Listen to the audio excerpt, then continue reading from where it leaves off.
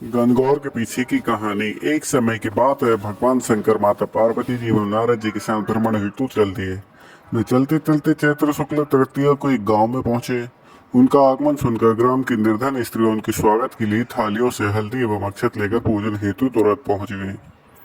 पार्वती जी ने उनके पूजा भाव को समझकर सारा सुहाग रस उन पर छिड़क दिया।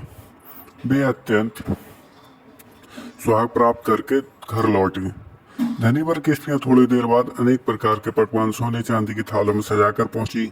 इन स्त्रियों को देखकर भगवान शंकर ने माता पार्वती जी से कहा कि तुमने सारा सुहाग रस तो निर्धन वर्ग की स्त्रियों को दे दिया, अब इन्हें क्या दोगी?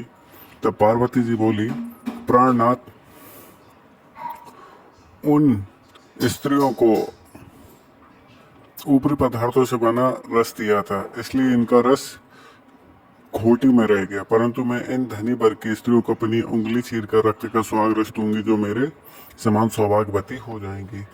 जब इन स्त्रियों ने पूजा समाप्त कर दी, तब पार्वती जी ने अपनी उंगली चीर कर उन पर रक्त के छींटे छिड़क दिए।